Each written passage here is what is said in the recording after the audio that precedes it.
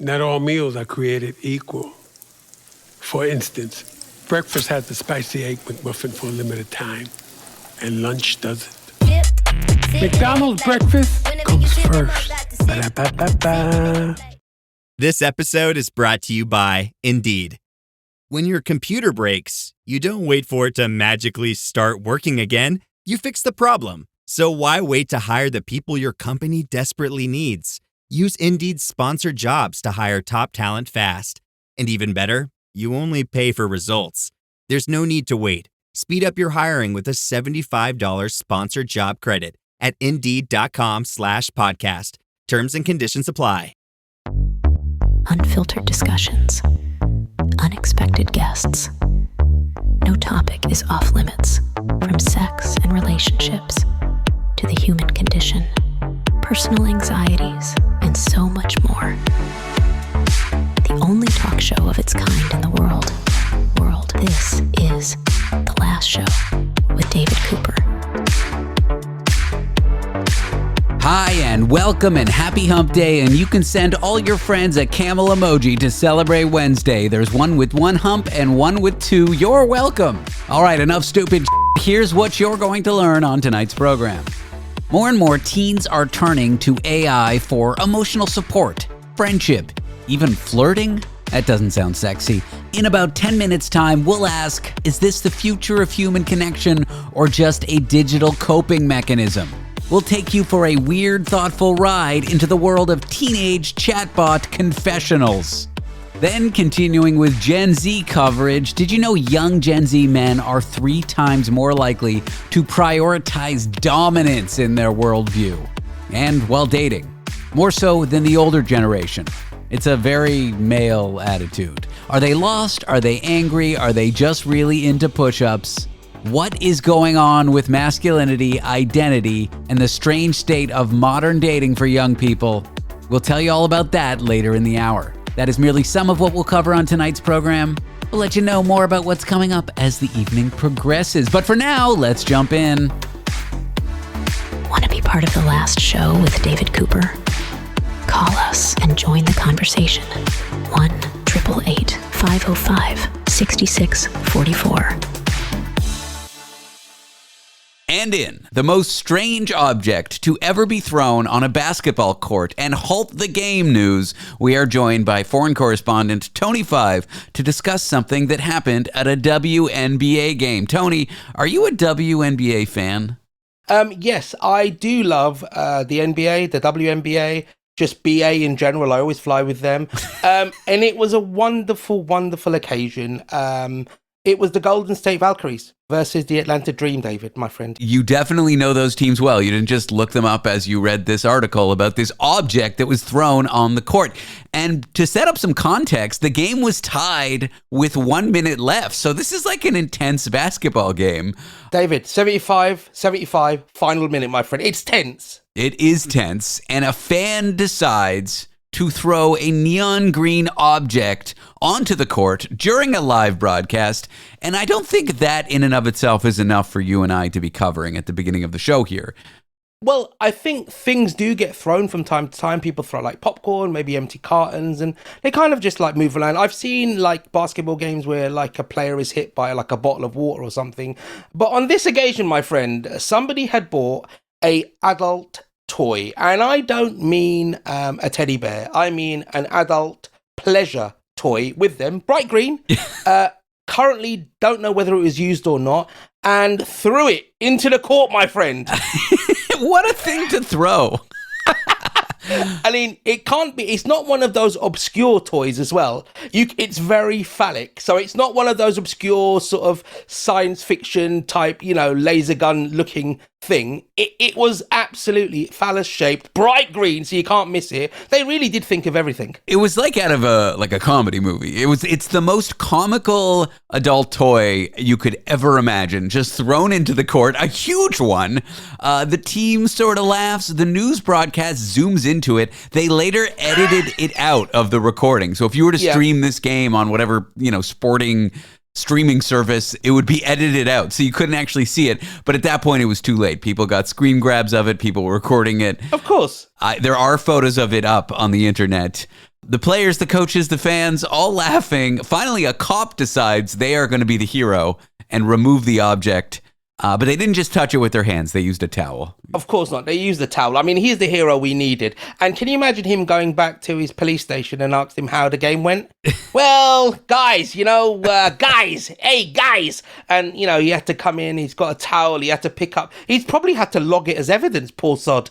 Yeah, he had. When I was a kid, I don't think they do it anymore, but there's a hockey team, Detroit's hockey team, where during particular games, they throw dead octopuses on the ice. What? Yeah, I know. What? Isn't that wild? Why? It's kind of cruel given how smart octopuses are. I think now you can get I think they're called octopi. They are octopuses? No, you can't say that on the radio. No, you can't say that on air, David. I don't know if people do it anymore, but back in the 80s, 90s, you would see it on TV, just people chucking octopuses in support of their team. What an odd tradition that one is.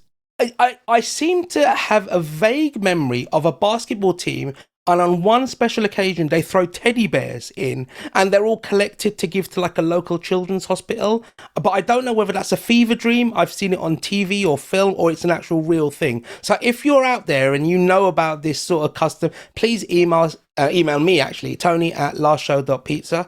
Or David at lastshow.pizza, or anybody, basically. Email your mom, dad. Just, email your mom about it. Just email anybody, president@lastshow.pizza, and just let them know. Nigerian princes, really anyone. At lastshow.pizza. And if you could do that, that would be great. But I have heard of that, and if you're from that city, can you explain to me where it's from? And I know I can Google it, but it's always nicer to come from someone that's been there. It's a really roundabout way to get your info. You talk about it on the show. You say, I don't really know what I'm talking about. If anyone can email me about it, then I'll learn. That's not number one best way to get information, Tony, but what do I know? Is it not? Well, I mean, David, you didn't finish the story. Obviously, after said instrument was taken away, the Valkyries went on to win 77-75. That's probably the most important part of this, if you're a WNBA fan, which my girlfriend's friend is. She's always wearing WNBA jerseys, so people love this sport. Wait. Has she got a missing toy? The plot thickens. Correct. I would lament if this became a tradition. There's a bit of an ugly, it's a women's sport, and so we're throwing these phallic objects at them. There's something... I didn't think of it that way. See, I've got a very innocent mind. Yeah. I just thought it was just something silly. But now that you've said that, it could have been a protest, couldn't it, I guess? There could be kind of an ugly side of it. I'm choosing to believe it in the way you're perceiving it. It wasn't anybody making fun of women. But that thread of it makes me hesitate to say this. It would be a great tradition, much like the octopuses. Maybe they should do it to a men's sport. I'm not so much the WNBA as it is the throwing of green neon sexual objects onto a court. I think should be some team's tradition. Maybe not the WNBA is all I'm saying. Oh, wow. That's actually quite interesting. Do you think we could start that and maybe sponsor it for the first couple of games? It might get expensive. These things aren't cheap. I wonder how you would, these metal detectors, if they'd be patting everyone down and then confiscating the sex toys from all the fans so that they don't, that's another thing. Back to the octopuses. How are they smuggling them in? How do you smuggle an octopus in? I mean, it has to be on ice because if it's at room temperature, it's going to rot and stink. Are you putting it in your pants? Where are you putting this octopus to throw on the ice? Well, I'm guessing they keep it in their pocket. They probably don't bring it refrigerated because how long is a basketball game? 90 minutes? So it won't go rotten in 90 minutes. And they just probably pull it out, maybe put it in their bag with their sandwiches or something. I don't know whether people bring sandwiches to basketball games in the States. And then maybe, when do they lob it? At halftime? I don't know. Have you ever been to a basketball game? The last minute is 90 minutes while they're fouling each other. And then they bleed, and there's a guy in a white and black shirt that goes, time! Yeah, something like that, yeah. They don't take 90 minutes. They take 1,000,000 minutes is how long they take. Oh, do they? But I mean, has anybody been hit in the face with an octopus?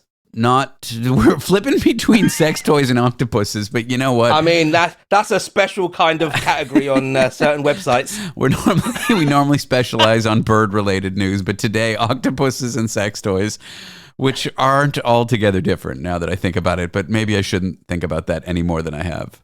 No, you've already taken out my sheltered mind thinking that it was some sort of protest. I just thought it was really funny. I thought whoever did it was funny. And now you're making me think of that person as a bad person. Yeah, they might have been one. Unclear. Tony 5 will join us later in the program for Therapy Thursdays on a Wednesday as we approach a topic much more serious than this one. Your loved ones as they approach the end of their life. Tony, thank you. I'll have you back later. David, can't wait to be back. Coming up next, more and more teens are confiding in artificial intelligence to help with breakups, for emotional support, to have serious conversations. But is this connection, is this helpful, or is it just convenient and maybe dangerous? And what does it mean for the future of friendship? Answers in just a few moments. Want to be part of the last show with David Cooper? Call us and join the conversation. 1-888-505-6644. This episode is brought to you by State Farm. Knowing you could be saving money for the things you really want, like that dream house or ride, is a great feeling. That's why the State Farm Personal Price Plan can help you save when you choose to bundle home and auto. Bundling, just another way to save with the Personal Price Plan. Prices are based on rating plans that vary by state. Coverage options are selected by the customer. Availability, amount of discounts and savings, and eligibility vary by state. Exploring both interstellar and interpersonal space-time continuums. The Last Show with David Cooper.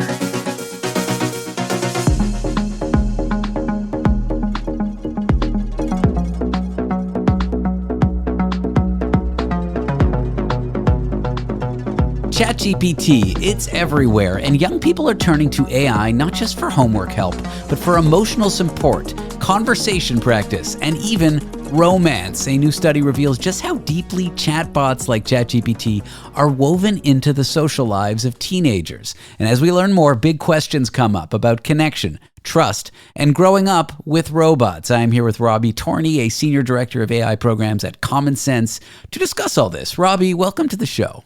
Hey, David, thanks for having me. It surprised me to see that teenagers are turning to AI for emotional support, to help with breakups, even practice flirting. Is AI kind of like the new imaginary friend for young people, but with, I don't know, better grammar and more real? I think our most recent research says yes. We did a nationally representative survey that we fielded a little bit earlier this year that asked teens how they use AI. And one of the key findings from that survey was that 3 in 4 teens say that they've used AI for companionship. And what that means is, like you said, David, they're not just using AI as a homework helper, but they're using AI more like a digital friend for emotional connection. And it's not all just making fun. I worry my introduction there came off a little mocking. I think teens are using AI in kind of a clever way to build confidence, to rehearse conversations. Is it a sign that human interaction is a little too stressful for young people, that they got to rehearse things using tools like ChatGPT? Well, let's take one step back. I mean, I don't think this is just ChatGPT. Like a tool like ChatGPT, which I think a lot of listeners will have heard of, that's a tool that's designed to be a helper, to help you get work done. And while some people do use ChatGPT for companionship, that's not really what it's designed for. And in fact, if you try to flirt with ChatGPT or to get it to engage in role play, eventually you're going to hit like some guardrails, and maybe you'll even get a ban, right? Like that's not what that system is designed for. What we're really looking at is that there are a lot of products out there that are designed specifically to simulate relationships, to act like a boyfriend, to act like a girlfriend, to act like a mentor. And I think when you get into it, like this idea of simulating friendship actually starts to get a little bit more tricky, a little bit more problematic, because you have to ask yourself, can you simulate that? And I want to talk to you a little bit more about that, but I wanted to just make it clear, like, yes, you can use your popular AI chatbots for that, but there are other products that are on the market that kids and teens are using for these purposes. Maybe at the commercial break, I'll take some notes and find out what those are. A third of teens say chatbots provide satisfying or maybe more satisfying relationships than real conversations. Are you surprised by this number? Yeah, that finding is kind of wild when you think about the fact that these products have only been on the market for less than 3 years, right? And I think when you asked me, well, is it really maybe a little too hard to talk to real people? I think that's one of maybe the things that's worrying about this class of products. There is what some people call friction when we talk in real life with other people. It can be hard. You can make mistakes. You can get embarrassed. You can hurt someone's feelings. And that's a really important set of experiences for teens to have to be able to develop that social confidence. Now, you need to do that in developmentally appropriate ways. You need to do that with guidance and support. But if you're only talking with a system that's designed to please you and to make you feel good, that might feel nice. It might feel comfortable, but that's a context where you're not really going to have social growth, right? And I think one of the things that it's important for teens and parents to know is that unlike real friends that are going to challenge bad ideas, AI companions are they're programmed to validate you. They're programmed to make you feel good. They're programmed to get you to spend time on these platforms. They're not designed to push back, to tell you a hard truth. They're not designed to do what a real friend would do and really look out for you. And that is a key distinction between what a real friend does and what an AI friend does that it's important for teens to know. Let's get to the crux of it, because I think this leads nicely into what I want to ask. And I'll refrain too much from making a moral judgment based on my own personal values. But the question, is it a good thing that teens are using AI like this? Is it a good thing that teens are practicing social skills with bots, practicing romance with bots? Is this a net positive for society? For most teens, this is probably low risk. So for most teens, according to our study, the main reason they're doing this is entertainment. You can think of this as kind of like playing a video game, right? Like you can talk to a character from your favorite TV show or your favorite video game universe. And we've seen technologies that are immersive in this way in previous generation of media before.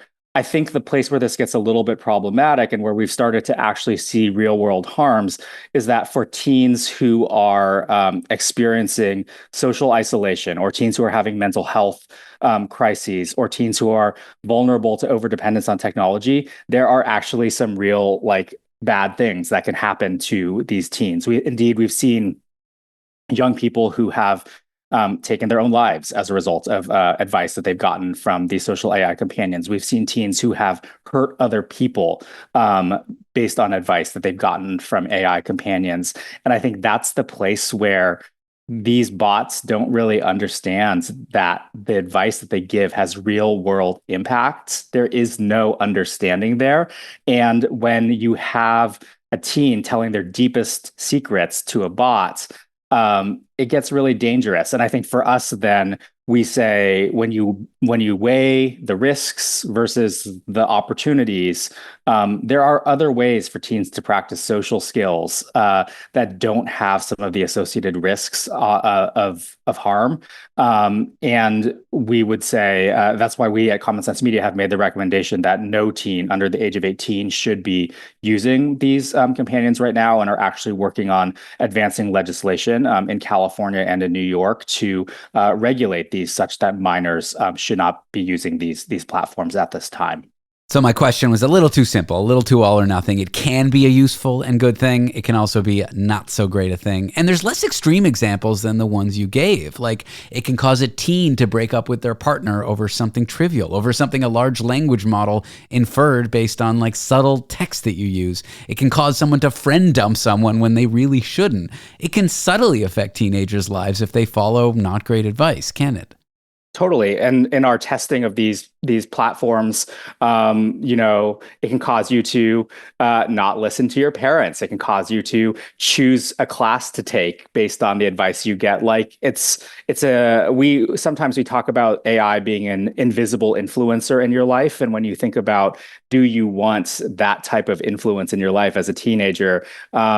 it can be slightly problematic to think about that. One other thing I would highlight, David, our research showed that about a third of teens say that they're going to choose AI companions over humans for serious conversations, and when they're sharing these very personal secrets with these bots, it's really important for them to know that these companies have the rights by their terms of service to retain their data forever and use it for any purpose forever, and that data is going to live on in perpetuity. It's not private. So that is a major risk as well. Yeah, I wonder if there should be something like doctor-patient confidentiality. Like, what if I'm talking to an AI bot about my bedroom problems and then I get a targeted ad for, like, I don't know, erectile dysfunction medication?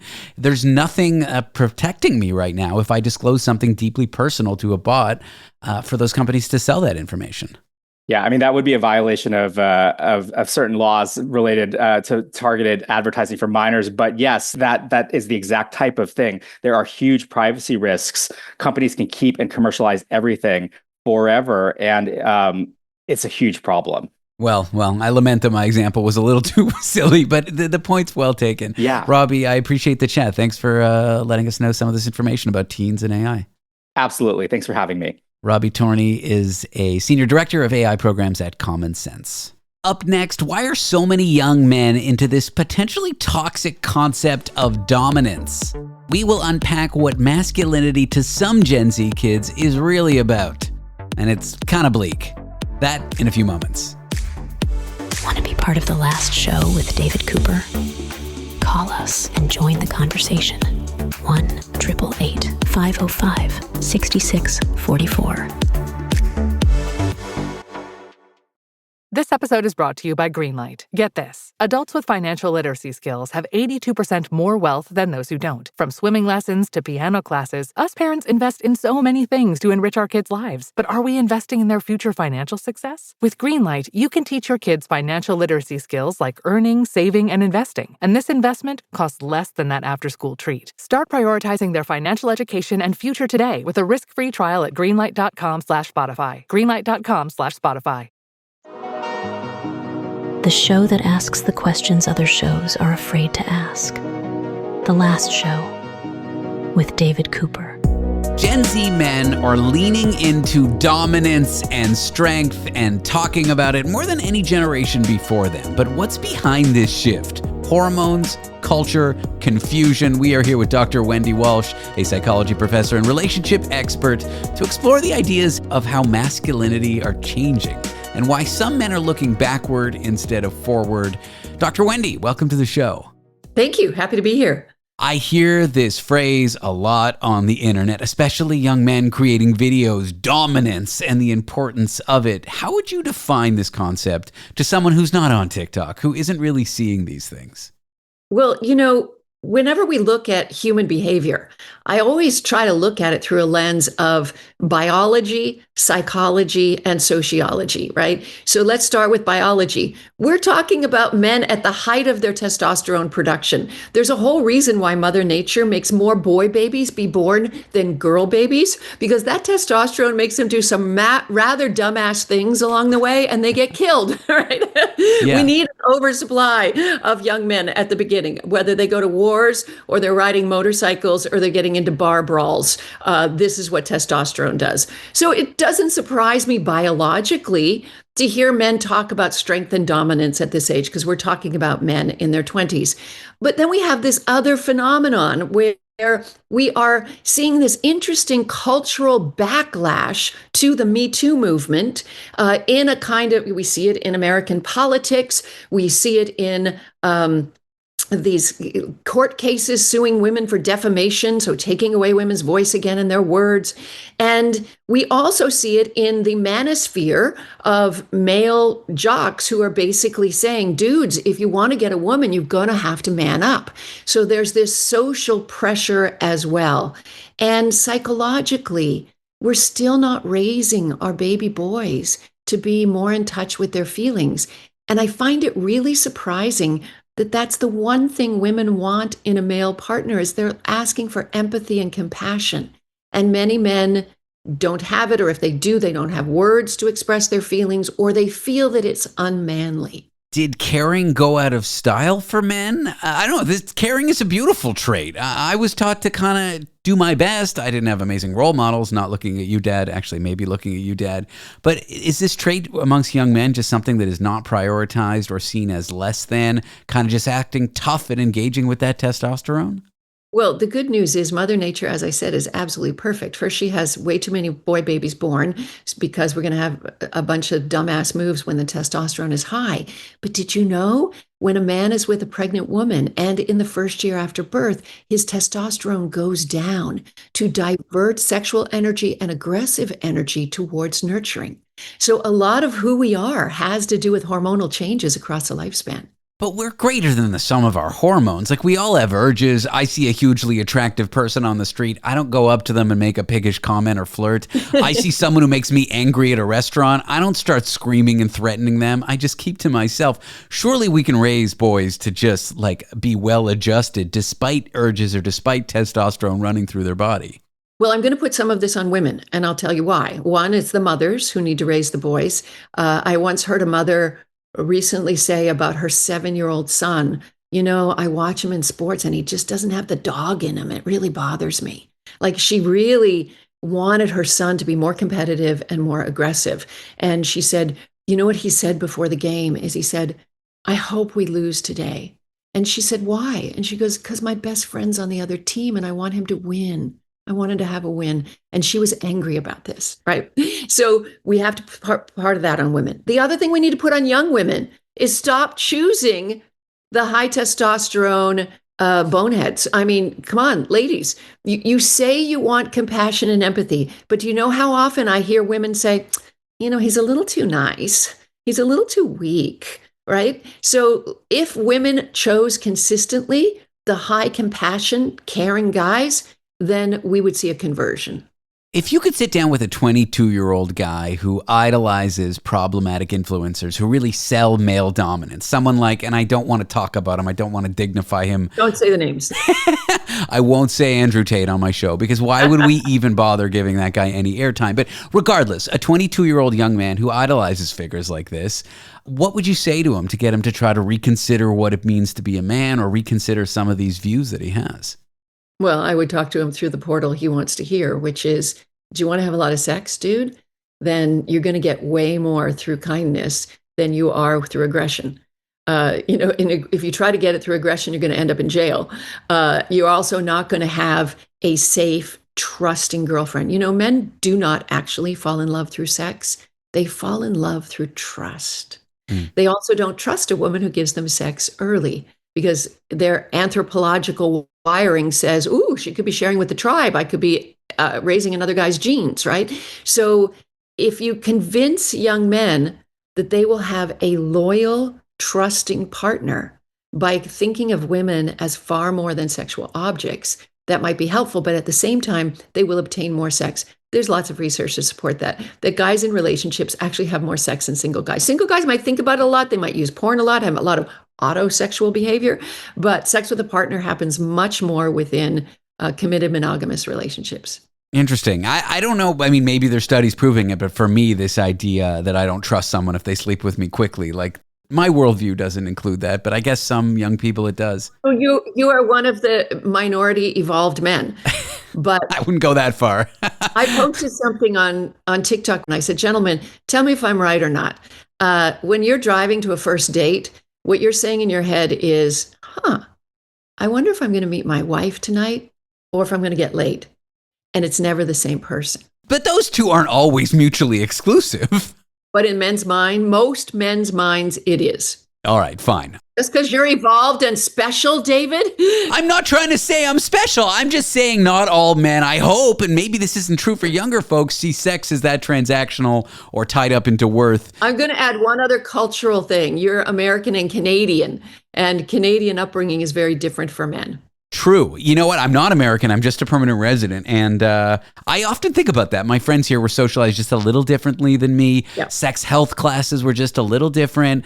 Social attitudes for women were just a little different. I think I grew up in Mongolia, I would think the US and Canada in terms of socialization were exactly the same. But having lived in both cultures, there are subtle differences. Oh, absolutely. And me also being an American and a Canadian, I had the son of a Canadian friends come visit me, stayed with me for a few months. So I tried to, he's a hockey player, no less, okay? Tried to introduce him to some young women, and they went out and partied. And the next day I heard the women say, he's a little too nice.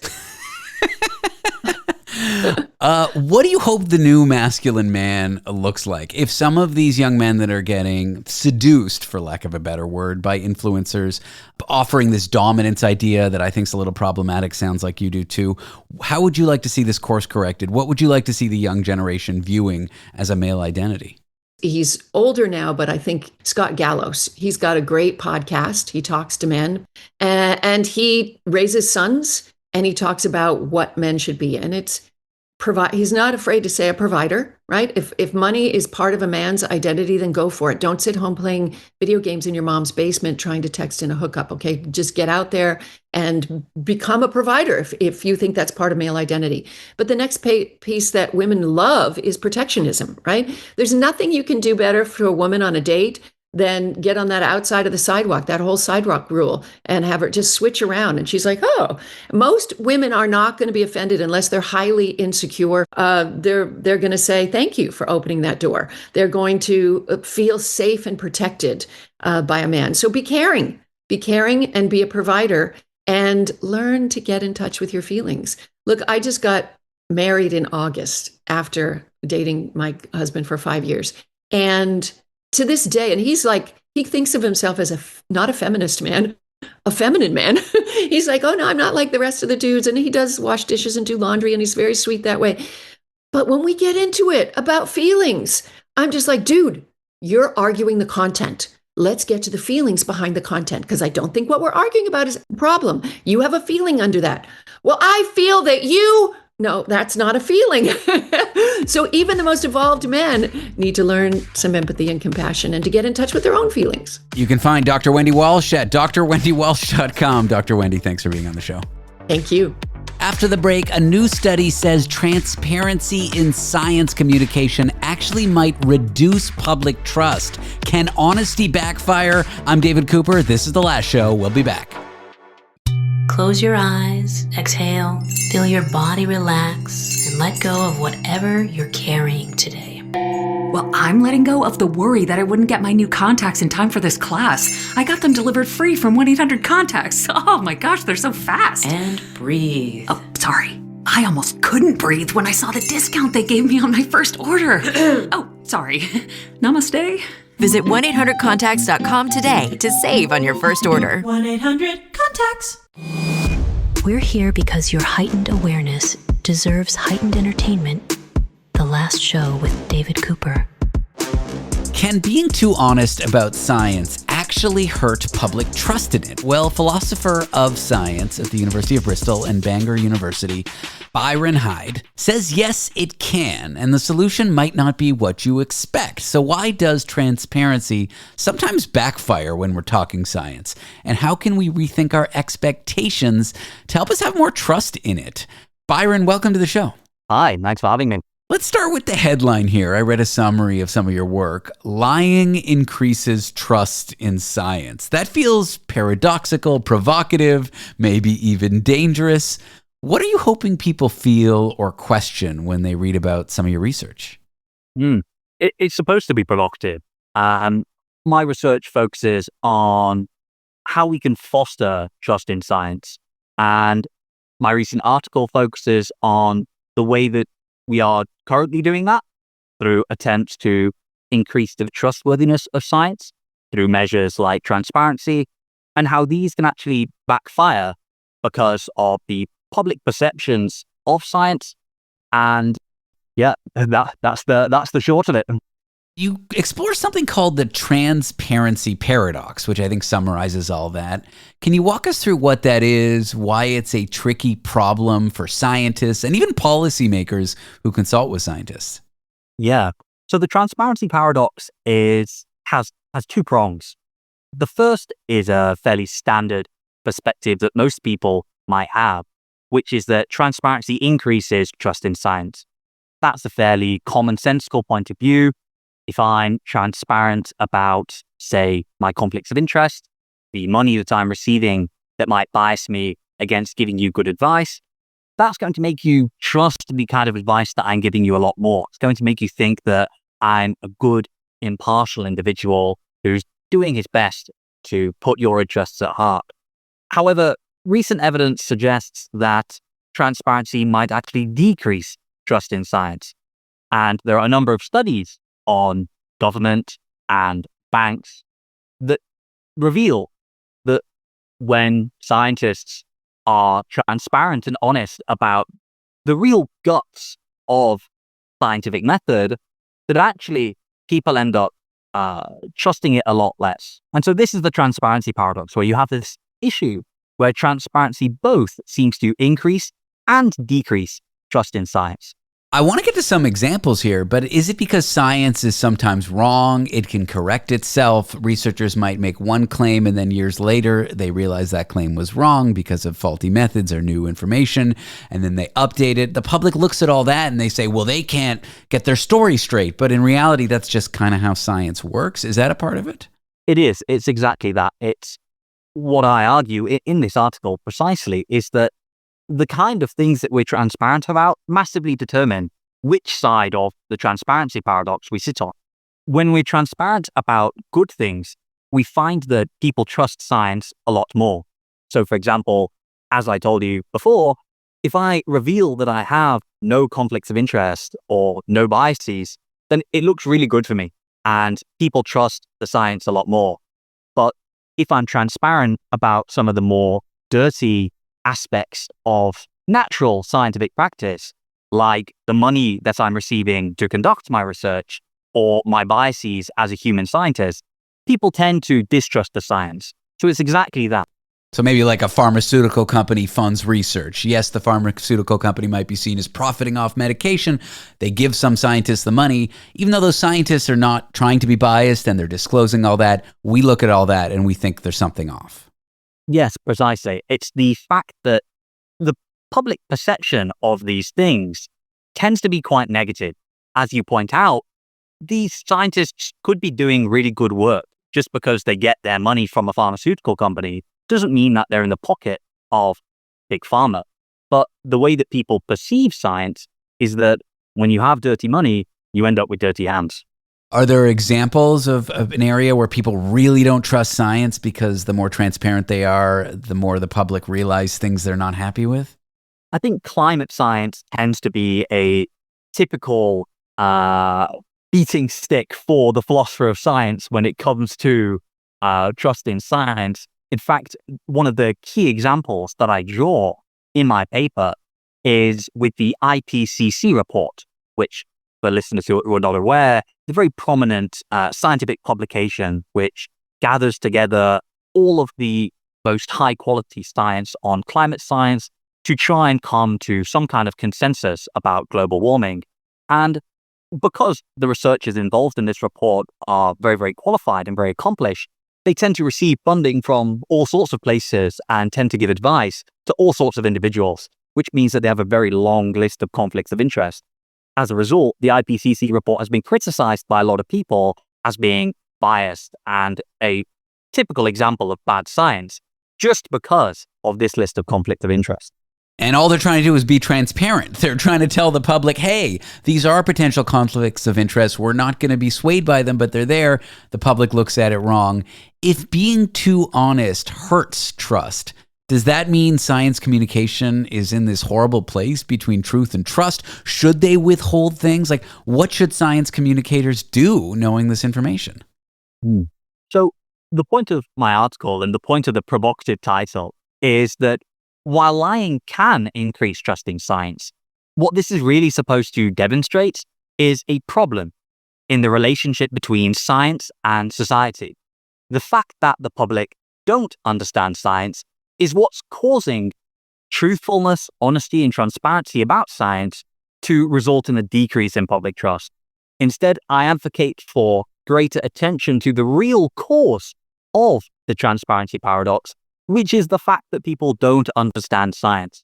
If we can increase our scientific education and our science communication so that people understand that conflicts of interest are not necessarily a bad thing, this means that we don't need to lie about science. And when we try to increase trust in science by making it more trustworthy through measures like transparency, this will result in a greater public trust in science.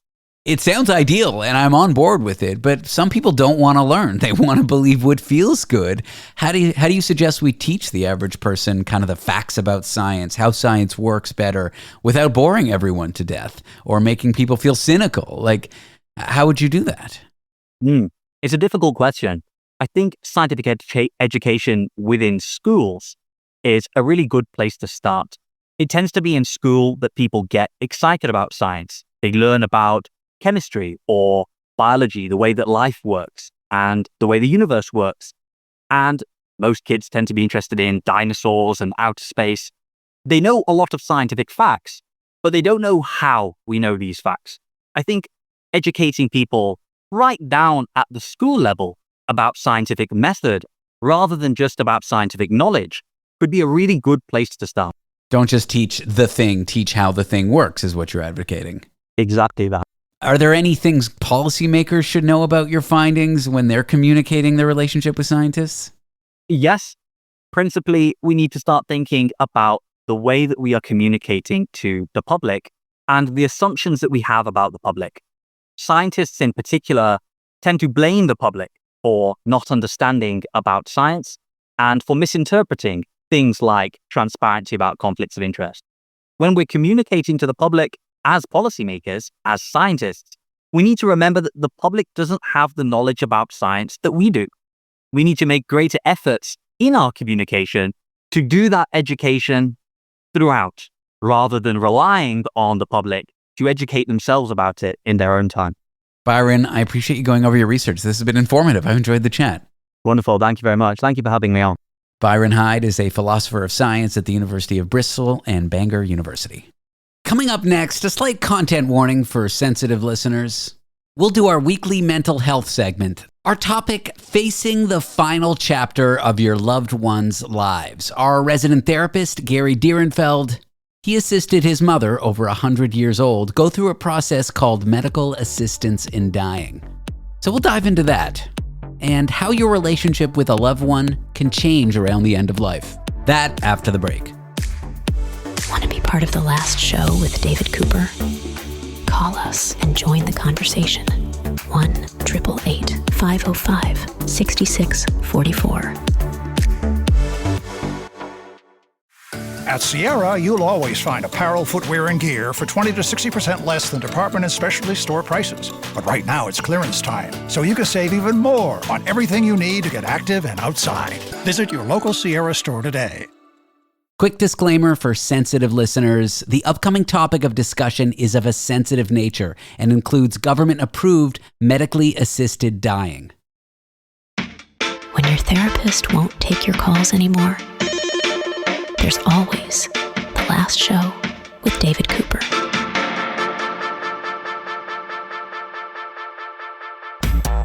It is Therapy Thursdays on a Wednesday. We are joined by expert in family and marital therapy, Gary Direnfeld, to discuss facing the final chapter of your loved one's lives. Gary, welcome to the show.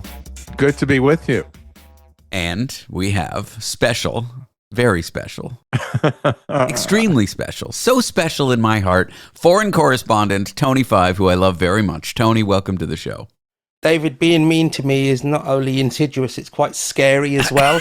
Yes, I am here today to discuss, that last chapter. It's something that we're all going to face. We all have a book of our life, and we enjoy the first couple of bits, and the middle bit we hopefully love, and we don't like to sort of read or know about the last chapters in the page. I mean, I did that with Harry Potter, David. I'm sure you did. Gary, your mom... passed, it must have been 6-9 months ago. I remember speaking about it on the show. Yeah. December 2024. First of all, I want to do a shout out to Tony. It's my first time being on with you and Tony, and it's a pleasure. Great to meet you. Great to chat with you. Yeah, I'm excited you two have met. I don't know why you haven't. I feel like Tony talks about his personal life in a heartfelt way, and Gary, you're always talking about topics in mental health and therapy. I don't know why we didn't do this sooner. Well, I'm glad we're here today. It's because of you, David, and the lack of inventiveness and your creativity. Yeah. Side note, Tony and I got in a fight at the commercial break. I don't know if that was clear in his introduction. All right. So not playing mediator, but going back to the topic for today. Sure. Yeah. My mother passed away the end of December 2024, and she had chosen medically assisted death. It's not for everyone. It's absolutely not for everyone. It was for my mother. She was 100 years of age. Wow. Fully competent. She had her mind. There was no question about that. She lived independently. She had some partial support in the home through the day, but otherwise a fully competent woman who in the last 2 months of her life was diagnosed with cancer. Right. Okay. Yeah. I'm sorry to hear that. Thank you. But her thing was, I've lived a life. How much is enough? How much is enough? Yeah. And she bravely went there. She says, look, I'm going to meet with the doctors, but I don't need treatment. I need assistance in dying. Right. I don't need to go through pain. I don't need to go through the anguish. I don't need to go through the discomfort. For her, it was such a reasoned and rational decision. I'm one of 3 boys. Mm-hmm. So my brothers and I took no exception with her decision, and we supported her. Was there anyone in your family who were trying to sway her away from that, who weren't happy with her decision? We were fortunate. We were all supportive of her and her decision. If anyone had an alternate opinion, I don't know, because no one expressed it. Interesting. It doesn't always go down that way in families. Well, this is kind of where I wanted to talk to you. So a friend of the show has gone through the similar circumstances, but from an opposing viewpoint. So it was their grandfather who has lived a very long and very healthy and very fruitful life, and was healthy, but was diagnosed recently with an incurable condition, which would mean treatment that would obviously affect his quality of life. So he made very similar the decision to end his life, medically assisted dying. Now, when I heard about that from my friend who just happens to be in Canada, I didn't know it was a thing out there. So in the UK and in Europe, these things haven't progressed to a legal. They're still fighting between the morals of it and how it's going to be imposed and how it can be legalized. So you have to go to somewhere in Switzerland called Dignitas. And I think initially where people were going, the family had actually been arrested when they landed back in the UK, almost charged with assisted murder. It was that serious, you know? Wow. And I think that's calmed down. Yeah, that's calmed down a little bit now. But I think they all were very, very much anti him passing like that. So he checked himself into a hospice. He saw each of them individually. He had a party where everybody came down, and on Monday, sadly, he chose to end it.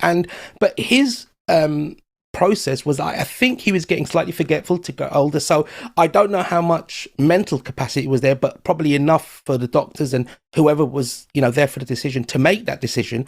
But right up until the end, the daughters and the sons and the family, the extended family, were really anti it. And when you've just spoken, Gary, about how your mum took charge and control, she didn't want to be in pain. She didn't want to be subject to sometimes some quite, extensive therapy that can cause so many more problems. She wanted to go on her terms. And I can't help but think, well, actually, why not? If it was me personally and I could choose the way, the when, and the how that I died, I would do it in a heartbeat. Absolutely in a heartbeat. But I guess, like you said, the controversy is not for all, because maybe you're going against nature. Maybe your mother was 100. What if she lived to 120? There's always that what ifery. Yeah, Tony. The challenge is, can we respect the decision of the other even if we don't support it? Mm-hmm. And look, for some, that's a big stretch. We may be thinking, with treatment, we can extend your life. You may still have some good years. And, let's be honest, that's not always altruistic thinking. Sometimes I want to be careful with this use of the word, selfish or more self-centered. Selfish. I knew you were going to jump on that. It's true. But I want to be careful about blaming people or shaming people for wanting their loved ones to continue to be there. It's not exactly selfish, but it's looking out for your interests, your desire to have that person around over their desire to not necessarily have to go through this rough treatment. And I get that. I had a relationship with my mother that would be the envy by most. You guys were very cute together. Thanks. So, I mean, even now, Gary, so it's what, 7-8 months on? Yeah.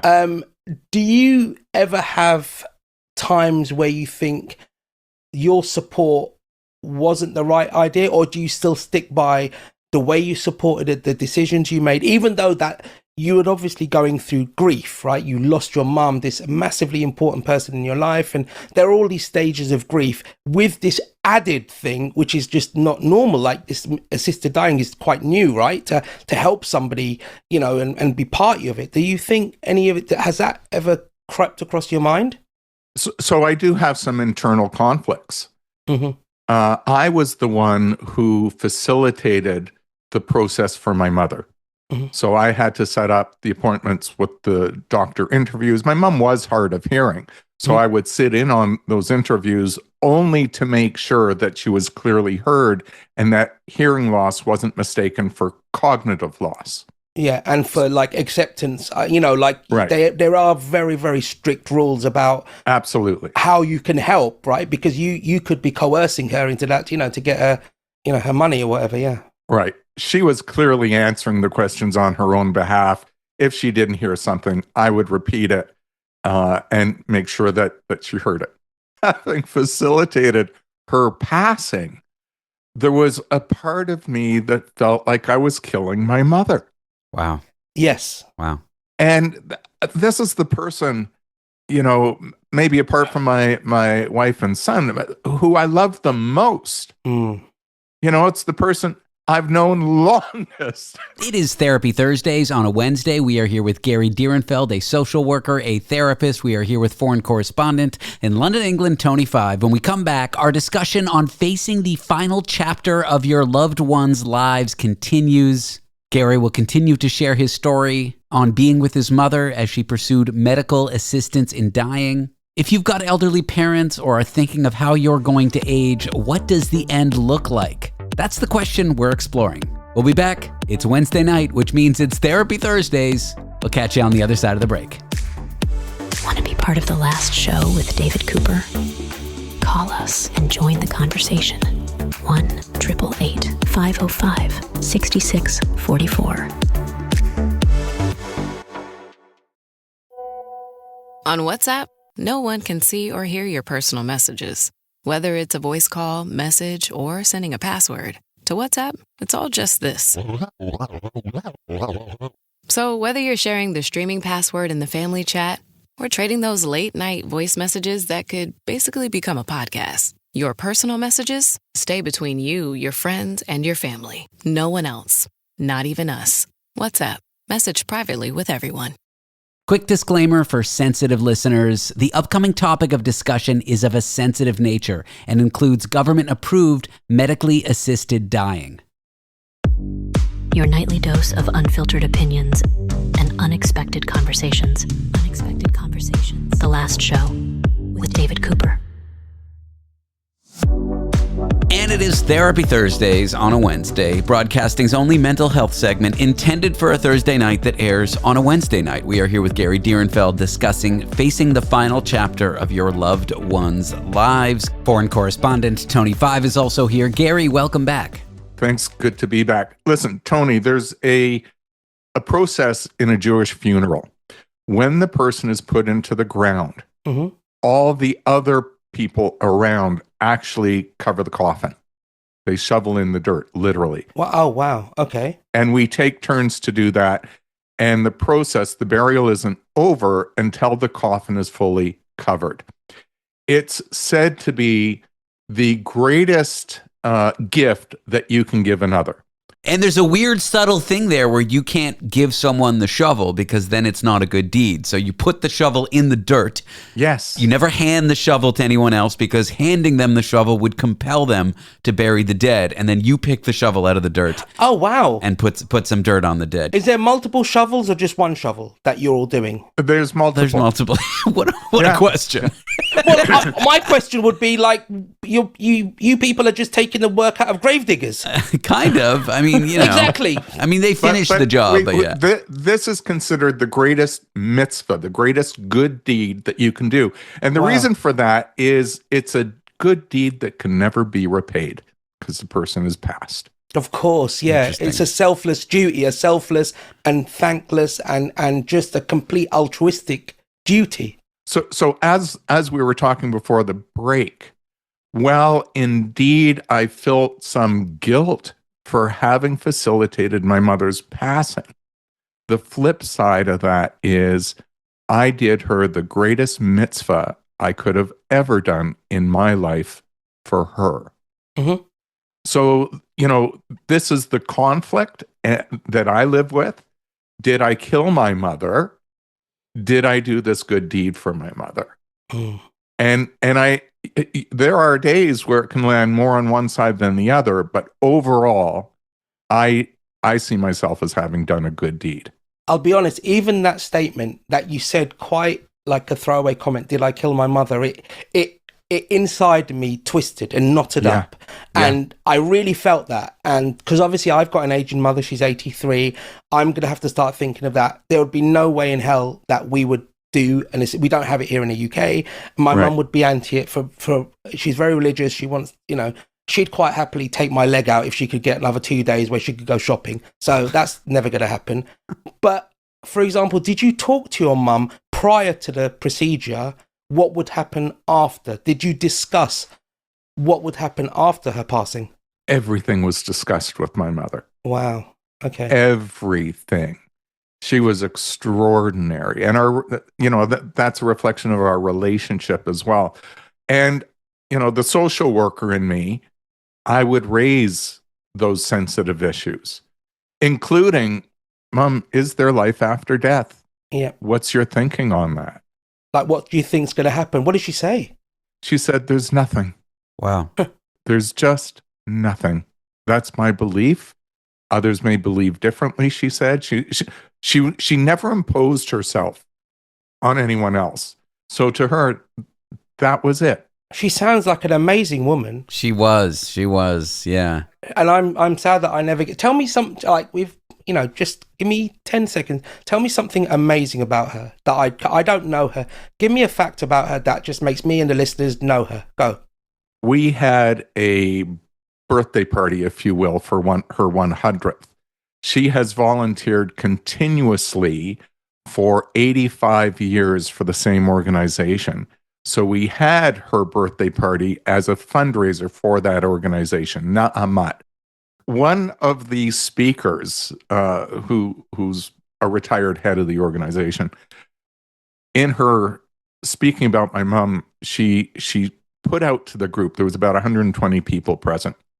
How many of you have been mentored by Bess Direnfeld? Roughly 60 people stood up. Wow. My mother had mentored all these other women, and all these women were so gracious and grateful for my mother's role in their lives. That's telling you something about my mother. And you must have been very proud of that, right? Like, it must have been immensely proud, yeah. Tremendously. But listen, I want to come back to your friend here in Canada. Okay, yeah. Who, for whatever reasons, felt that they couldn't support their loved ones, their grandfathers passing. I think so. She's gone through a lot, my friend. A lot of trauma in her past. There are some addictions that she's still struggling with now, and she felt like this has kind of pushed her back over the edge because she hasn't made amends with it, can't make sense of it. And so I wanted to ask you, because I'm hoping she'd listen, what advice or what support I can give her remotely, right, other than talking to her, because she's struggling, her mum's struggling, the family are struggling. So they never voiced their opinion about it. They supported their grandfather. They were there. A lot of them weren't allowed to come to the final day, which was Monday, but they saw him maybe last week and spent time individually with him. And like, apparently from all matters concerned, this guy was an amazing guy. Like, he had done so much in his life. He'd like paid for some of the grandchildren to go to college, which I know isn't cheap in the States, and over that side. He sounds extraordinary. Exactly. And he sounds so important to your friend who is still in quite a process of finding him or herself. Yes. And so this was more than a loss. This person lost one of their greatest supports. Correct. And it may have left this person floundering. If there's any advice or guidance, and I don't know this person, it would just be, I hope you have other supports available to you, even if they're paid supports through counseling, so that you can talk these things through. Yeah. They're real. Yeah. They're painful. They're scary. You know, this is a person who I can only guess is feeling very alone. Alone and vulnerable. And one of the biggest, why I'm worried about her is when things like this happen, she does very, very irresponsible and dangerous behaviors, putting herself in situations, be it the addictive nature of her personality or spending time with people that are kind of wrong for her. And I genuinely worry that this, because it's such a big thing. Oh yeah. That this will send her, you know, and obviously her mother's grieving as well, right? So she can't do the mother. So wait a minute. Forget what she should do. Yeah. There's what we can do, those who would know her, those who are her friends. Yes. This is where we reach out. This is where we extend ourselves. This is where we maintain a relationship and a connection. We may be that lifeline. And, you know, it's not to lecture the person. It's just to have a presence with that person. That's it. It is our presence, not necessarily our words, that say, you're not alone. I care. Yeah. Thanks, Gary. Yeah. My pleasure. That's fantastic. I'm so glad you two met. Therapy Thursdays on a Wednesday. Foreign correspondent Tony Five, Gary Direnfeld. Gary, thank you again. So happy to be here, Tony. Great meeting and chatting with you today. You too. Let's just meet again, but without David. Fair enough. There you go.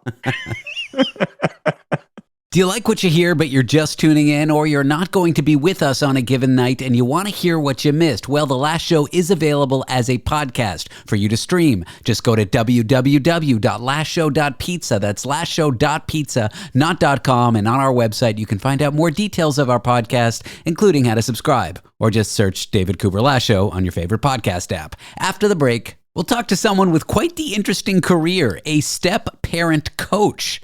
Step-parents, especially new ones, make all kinds of mistakes. If you know any, I'm sure you've seen these mistakes made before. What are they? How to avoid them? That is what you'll learn in a few moments.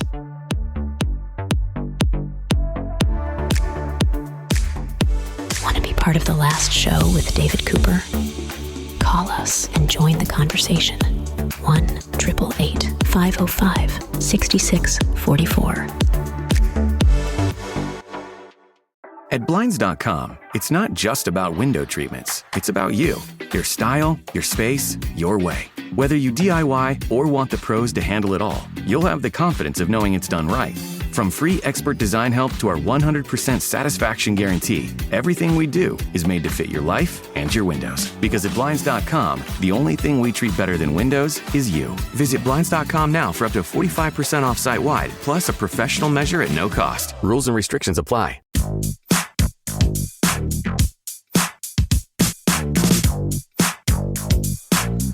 Broadcasting from the neutral zone, where every perspective gets diplomatic immunity. This is The Last Show with David Cooper. Parenting stepchildren. I feel like this one is fraught with landmines, making mistakes. I feel like there's no clear guidebook on how to be a great stepmom. So let's discuss that with coach who deals with stepmoms and contributor at Business Insider, Mindy Kyle. Mindy, welcome to the show. Thanks for having me. I'm so excited to be here. This one is fraught with landmines. I have a friend who's a step parent and she struggles with her stepkids. I have another friend who basically hung up his coat and it's like he has a second family and he loves those kids and he adopted those kids. Everyone's different. I feel like there's no general script for how to be a great step parent, is there? No, honestly, I feel like in our society, there's a stigma around how step parents can meet the mark. And there is a lot of push and pull on, do you show up enough? Or you don't go to the baseball game, or you do go to the baseball game. What's the right thing to do for step parenting? So for step parents, it is hard to meet the mark. We don't know exactly what script to follow, what rules to follow. Are we a parent? Are we a nanny? What are we? And so that's what's really difficult about it. And I think having too many expectations of what your family should look like, of how these kids that you're going to be in their lives now, how they should respond to you, how they should treat you, having this clear script of where you want it to go and where you want it to be, I think can maybe steamroll kids and how they view you. And so having those expectations, is that one of the first things that people should look out for? Yeah, we have this expectation of an instant family. Right? So we're going to come together and everybody's going to love each other. And we're hoping to have this instant connection. And the truth is that honestly, the statistics show that it takes 5 to 7 years for a family to blend. And that's when things are good and healthy. In more high conflict dynamics, it can take even longer. So we really want to be careful of what expectations we bring into this blended family and into our step parenting roles. You're not replacing that other person. You got to be careful of having that view. I would assume most people don't, but I do think it goes with saying. Yes, absolutely. And I think that's what makes it so tricky is that we only, as step parents, have other parents to compare our role to. But the truth is, step parenting is a wildly different form of parenting, air quotes, right? And with that comes also this concept of every family is unique. And so each family needs to really look at what's their unique dynamic, because sometimes we have parents who are equally involved and sometimes we don't. Biological parents, that is. Sure. I'm thinking of an example of a friend. He, after many years of not, now gets along with his daughter's biological father, his stepdaughter's biological father. But at the beginning of it, he kind of inserted himself into that, and it never went well. He learned quickly not to. The relationship was bad. After years of not getting too involved, the relationship got better. Is that a landmine to look out for, getting too involved with your significant other and their ex, their biological parent? Yes. So you have to remember they have a lot of history that came prior to you. There are a lot of different ways of operating that they have been doing for quite a while. And so when you come in, a lot of times step parents are really excited and they kind of want to prove themselves. They're like, here I am, like, I'm going to be amazing. I'm going to be the most amazing, co-parent and stepdad or stepmom. And they honestly kind of make people feel a little uncomfortable because they're just trying a little too hard. And so we want to let things grow slow. The slow grow is really honestly the goal, because this is a lifelong commitment. You're going to be a step parent for the rest of your life if things go well. So we want to allow it to grow as it naturally and organically would. And boundaries are important when it comes to interacting with your current partner's ex, aren't they? Yes. I think that's probably one of the most important things for step parents is boundaries, right? What boundaries do I need to protect my own mental health? And what boundaries do I need to respect from the other co-parent so that we can all coexist and get along? And with the kids, what boundaries would be healthy for the kids to set with you, even if it might hurt your feelings? I think, honestly, if there's one central point to all this, it's boundaries, boundaries, boundaries. Yes. And I think that a lot of times step parents take that personally, especially with the kids. They really want the kids to like them. They're looking for validation from the kids. And honestly, it's not the kids' job to validate you. It's not their job to make you feel good about your role and who you are in their life. they should have the freedom to just worry about kid-related issues, not the adult world. The complexity of the adult world is really for the adults.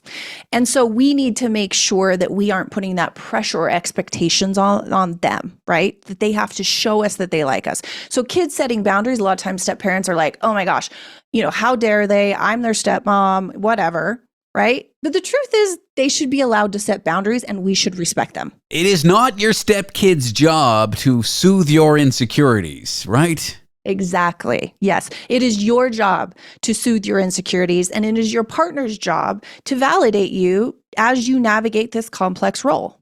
I often say, don't get in a conflict with someone if you're going to make someone choose a side, Making your stepkid choose a side between you and your ex, setting up structures where it's either their opinion or yours, or any kind of conflict where you might come into odds with your ex, avoid that at all costs so that you don't make your kid choose, basically. Yes, exactly. And this is where we can, there's loyalty binds. Kids are hardwired to have loyalty binds towards their bio parents. And so if you are ever in a position where you feel like you want to put those kids in the middle, or you feel like they should choose sides, regardless of how chaotic or high conflict it is a lose-lose for everyone. Right? The kids lose because they want attachment to all of their parents. And so it's just not a healthy way to go about it. You coach stepmoms. There's got to be many cases where the stepkid just says they don't like their step-parent. They basically make claims that, I don't like you, you're not my mom, I don't have anything to do with you. What do you advise people in situations like that? Honestly, allow it. Allow it to happen first. Let's not fight the reality of what is right now. It's not the end of the world if the kids don't like you. In fact, I think it's just par for course, okay? It is a part of being in a step family. Kids are not always going to like you. So let's give them space. I always say, read the room. Read the room. If kids are saying back up a little bit. And honestly, the fastest way to build a relationship with your stepkids is to encourage your partner, their bio parent, to deepen that relationship with their child. So the statistics have shown that if children have a really connected, healthy relationship with that bio parent that you are married to, you are way more likely to have a healthy, connected relationship with your stepchild. Kids go through long phases of not liking their parents. That is normal, even when the parents are together. I am sorry, Mom. I love you now. I wasn't a great kid. I get it. It shouldn't surprise step-parents that there might be phases where the kid is kind of acting with animosity. That stuff will pass, but how you conduct yourself during those phases, I think that's what will really last. Yeah, and they'll remember how you treated them. Right? And so I always say kids will grow up and they will look back on their childhood with an adult perspective someday, right? They're going to analyze your behavior from an adult perspective. And so handle yourself appropriately. How do you want to be remembered, right? Are you going to make it a personal attack and, complain and constantly berate the kids for not wanting to hang out with you? Or are you going to give them some space and some grace and really honestly just take care of yourself during this phase in their life? It's really not that long for most people. Any advice you would give to people who are in a new step-parent situation, things you see but people don't think about that could help them through their journey? Yeah, take it slow. Don't jump in and start doing all the things. You will burn out. Inevitably, almost all of my clients come to me at burnout phase, and they come at this with such a open, loving heart. They just want the best for their family, and I understand that. But slow grow is the key. So step in slow to those responsibilities and really allow everything to develop organically. Don't push it. You can find Mindy Kyle at mindykylecoaching.com. She's a coach that works with stepmoms and a contributor at Business Insider. Mindy, thanks for being on the show. I've enjoyed the chat. Thank you so much. Coming up next, burnout is breaking our healthcare system. But what if the fix isn't more grit, more pressure, working longer hours, but more joy? We'll explore how moments of joy at hospitals could heal doctors, keep staff around, and improve patient care. Yes, joy. Seriously. It turns out it's contagious. Want to be part of the last show with David Cooper? Call us and join the conversation. 1-888-505-6644. In the 70s, 4 young women were found dead. For nearly 50 years, their cases went cold. I'm Nancy Hixt, a senior crime reporter for Global News. In the season finale of Crime Beat, I share how investigators uncovered shocking evidence of a serial killer and hear exclusive interviews with the killer's family. Listen to the full season of Crime Beat early and ad-free on Amazon Music by asking Alexa to play the podcast Crime Beat. This is your invitation to a journey where relationships are dissected, science is simplified, and the news is hilariously twisted. The Last Show with David Cooper.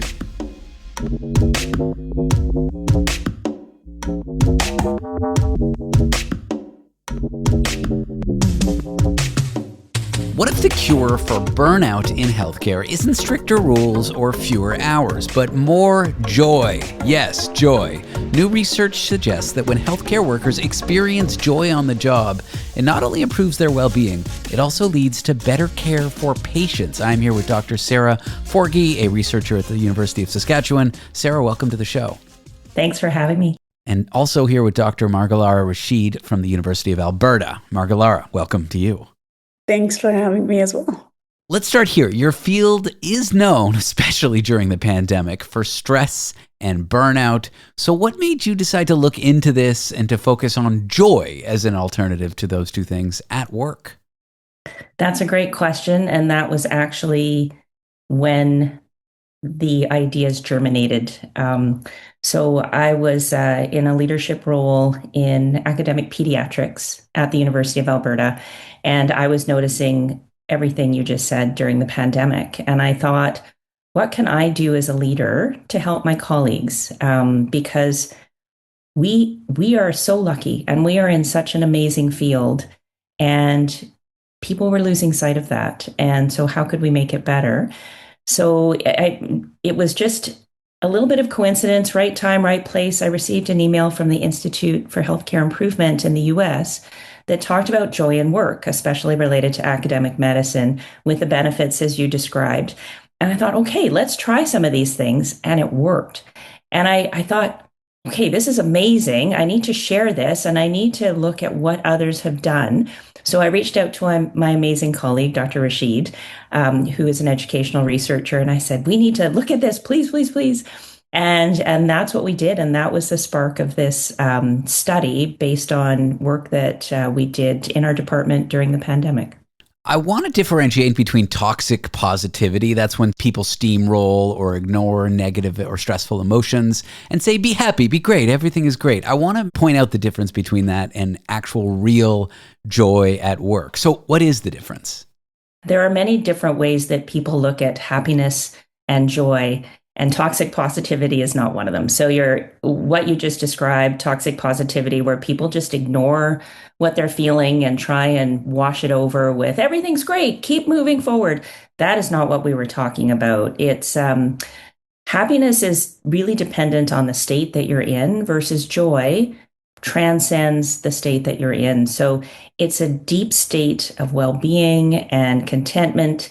And we also like to say it's a choice. I was watching colleagues during the pandemic who sometimes you'd have to drive into work and believe it or not, there was some traffic or it was snowy where we were and complaining and versus, you know what, I'm so glad I approaching this with gratitude, able to come to work today and just shifting from that deficits-based approach to a strength-based approach. It really builds inner resilience and hope. And that's what we saw with our review. And I know Dr. Rashid can expand on that. Yeah, so scientifically speaking, I think Dr. Forgie already defined it. Joy is different from job satisfaction, for example, purely based on the fact that it is a strength-based approach rather than deficit-based approach. And deficit-based approaches are the ones that focuses on struggles, challenges, shortcomings of your colleagues or your employees. And so scientifically speaking, that is what differentiates joy from other type of terminologies that are being used. You guys reviewed a whole bunch of stories. You looked at studies looking into people's joy in healthcare. What surprised you the most in the data? Was there any attempt at creating joy at work that made you go, wow, this actually works? Yeah, there were quite a few things that I have to start with my biggest surprise. We reviewed, so we worked with a librarian at the University of Alberta, put in keywords and searched the literature around the world, looking at joy, awe, and attaching it to academic medicine.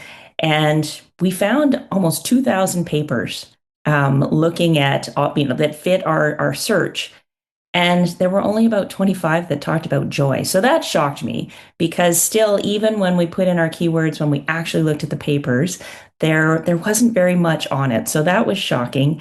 And then there was some really cool stuff that worked. And I found it accidentally. And then we found when people researched it. So Marghalara, she's got a really nice summary from our paper about what worked. So what worked? Yeah, so we actually found that, like I said, in the actual paper that was published, it's not really rocket science. And what I meant by that is really it's very small things that you can do to make your colleagues happy at work. And these are as little as involving them in everyday decision making, having them to give you feedback in order to foster positive and happy environment. Scheduling, give them that independence, especially doctors. They are overburdened, and some administrative types of burden that was also mostly seen as a problem. And so you could also really reduce that burden in terms of having more administrative support and stuff like that. And then how leaders could promote joy was very interesting for me. And these had this, in particular, this one model that I really love, and it totally comes from a biased perspective. It's the PERMA model. And PERMA model is basically a recipe for happiness. It includes things like happy or positive emotions, engagement, relationships, meanings, and achievements of your colleagues. And the other thing that came out over and over again was the Gamba walk. Like, you really want your leaders to go out to the Gamba and really understand what's happening in that area, to the place where the work is actually happening, so they get better understanding of their colleagues' environment. A skeptic might say we don't have time for joy. I mean, this has to happen in medicine. We're talking about highly demanding careers here. People might say there's too much work to do. What would your response be to a mindset like that? Absolutely. It's imperative to make time for joy.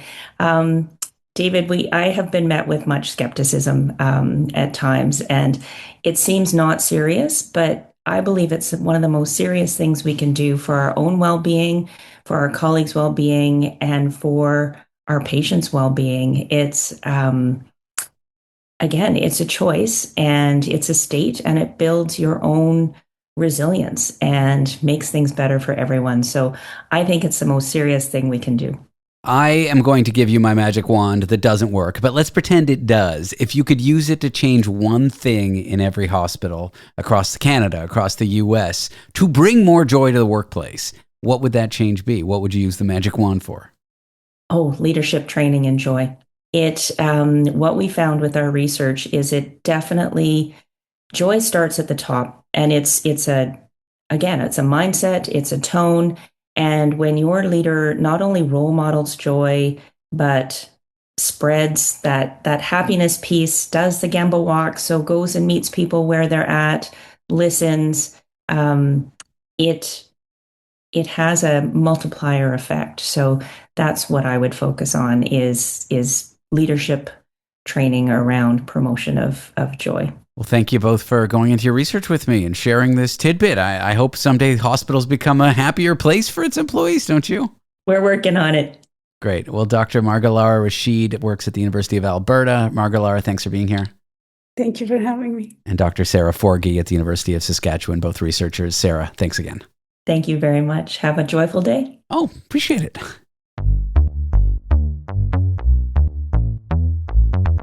Whew, that is a wrap on Wednesday on Hump Day. Don't forget the Last Show podcast. Just head to www.lastshow.pizza and subscribe. That's .pizza, not .com. Lastshow.pizza. Pizza's delicious. If you don't agree, we got problems.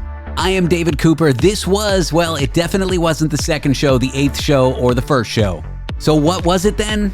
Really, I have no idea. Canada is best known for politeness, maple syrup, and hockey, but beneath the surface lies something far darker. I'm Mike Brown, and along with my co-host Matthew Stockton, we uncover the sinister side of Canada on the award-winning true crime podcast, Dark Poutine. Each Monday, we dive into chilling criminal cases, eerie historical events, strange disappearances, and spine-tingling tales of the paranormal, all with a uniquely Canadian twist. With over 300 episodes to binge for free, our stories reach far beyond Canada's borders, drawing in curious minds from around the world. If you're drawn to the dark, the mysterious, and the downright weird, it's time to join us. To explore the shadowy side of the True North, search for Dark Poutine, that's Poutine, on Apple Podcasts, Spotify, Amazon Music, or wherever you're listening right now.